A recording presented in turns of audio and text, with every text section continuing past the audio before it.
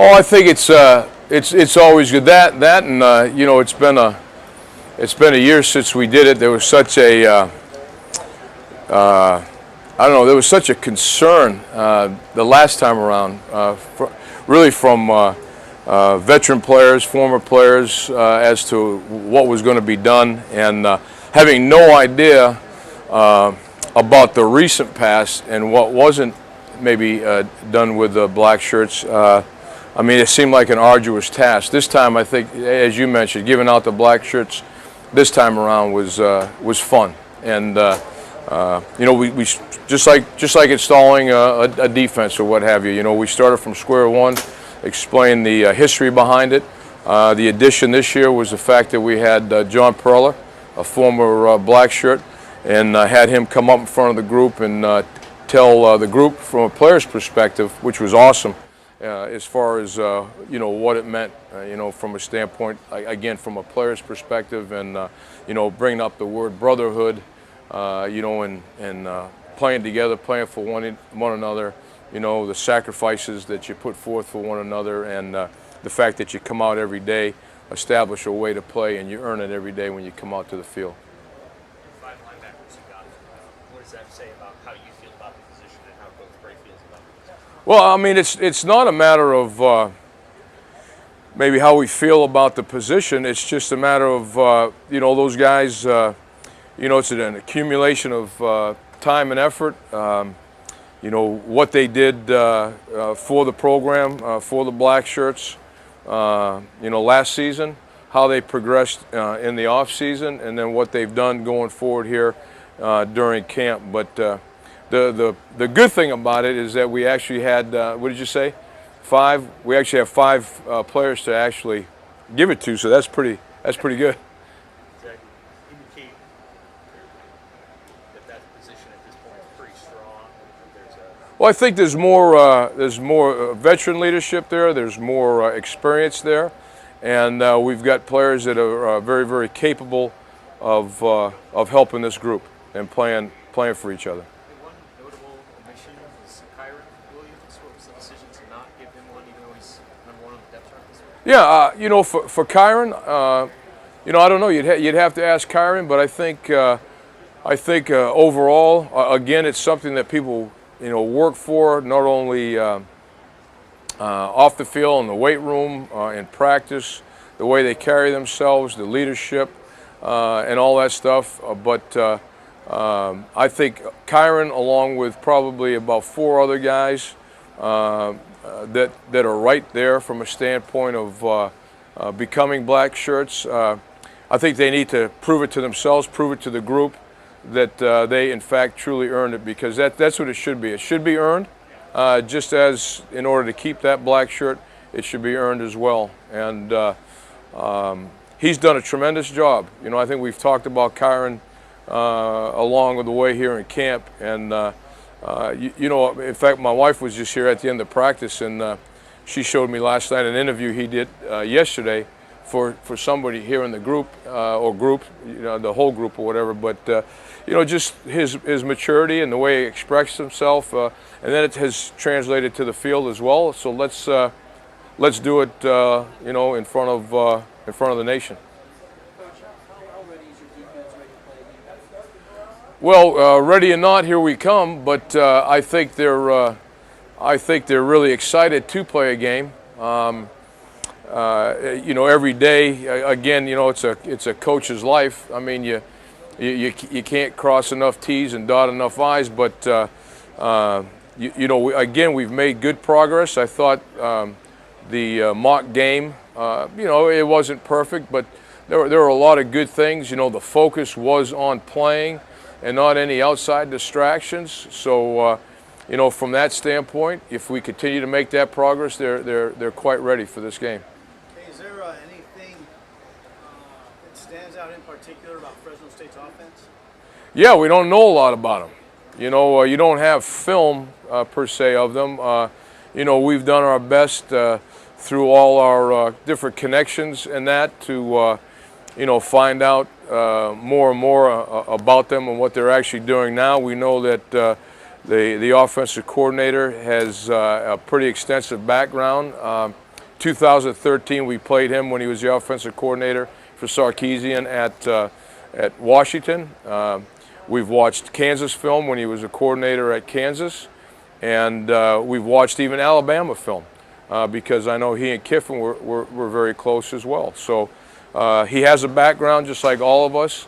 At the same time, we don't have anything that's, you know, right there with guys with red and silver on, but we're trying to piece it together, and that's kind of the beauty of the thing too, is that it'll make our group as a defense, you know, concentrate on their technique, you know, apply their rules, whatever the front, the coverage, the movement is, and go play, and then finish on every play. There is film of the quarterback though, right? Chase on Virgil.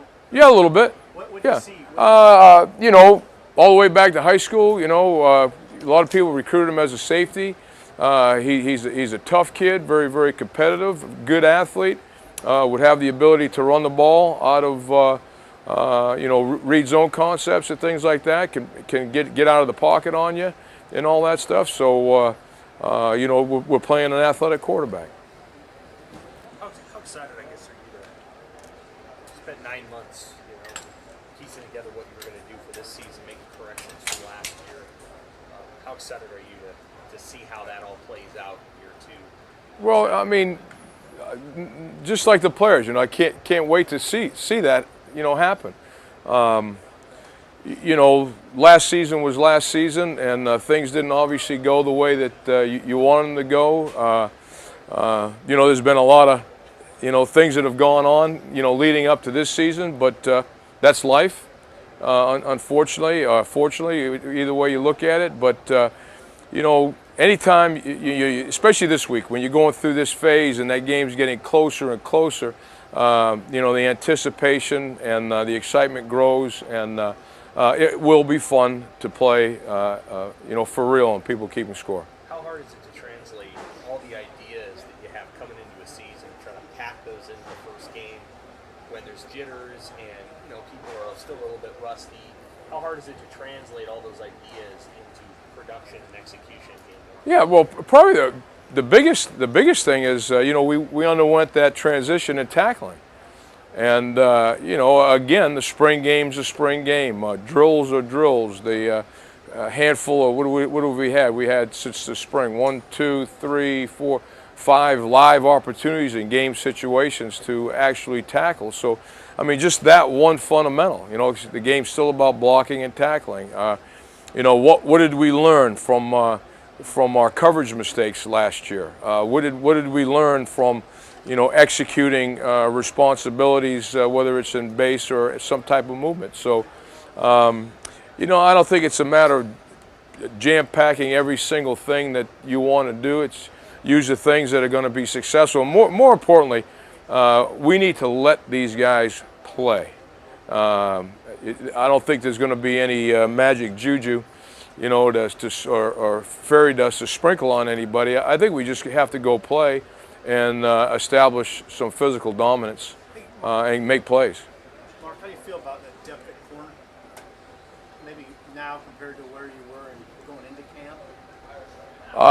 I think better.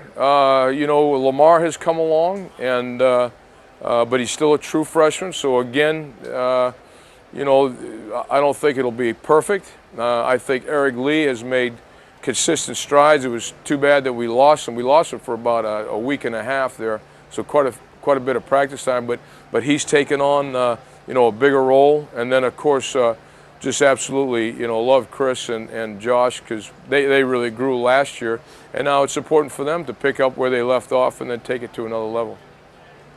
Lamar has made a pretty strong case, I assume, to play right away. Yeah, he will play in this game, no doubt. Packages or how Yeah, does it work? yeah, but you know, as the game goes on, depending on the reps and how we're doing and things like that, from a standpoint of you know, the length of series and whatnot, we've got to go ahead and play them. How are they a receiver? I mean, is it typical speed that you see? You know, I don't. You don't know. You know these guys more from.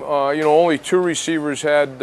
One had 24. I think the other one had 35 catches last year. So we've seen them. Good athletes, competitive. But I think Fresno as a whole, the program has always been. They've been tough. They've been physical. They've always had speed, and they always come ready to play. I know when the previous head coach was there, you know that. They'd play anyone, anywhere, and I don't think that's mantra's probably gone very far from that program. Okay. Hey, Mark, one more question. I know you're going more sports cover 3 this season, doing a lot more. Say that again. You're doing a lot more cover 3 this season. Was that decided before you decided to coach the safety, just specifically the safeties? No. You know, we were. You know, it was funny when Jonesy said that, and I had to have a conversation with him because your eyes are altogether different. We're a quarters team. And we play man-free coverage. Have we put a little bit more emphasis on that? Yes, and it's really because of those 2 corners, because of the fact that they're really good with their eyes. They've got a good feel, and gives us a little bit of a change up here and there. You know, our nickel package, we always played cover 3 as one of the alternative coverages. If you look at the UCLA game, the bowl game, in the second half, we played quite a bit of it, you know, in our nickel situations and things of that nature. Dime, you know, we play it, so it's not really anything new. We've sprinkled it in probably more than we have, but you know, it'll all be applicable to the game, down distance situation, running quarterback, non-running quarterback, all those type of things. And it's just another tool to be used and to accentuate the athletes that we have in the back end and who they are and how they fit. You mentioned dime. I saw that Antonio Reed wasn't dressed out today. Do you have another guy that's sliding in there? Yes. Who will that be? Right now, it's Marcus Newby. That's the dime. Yep.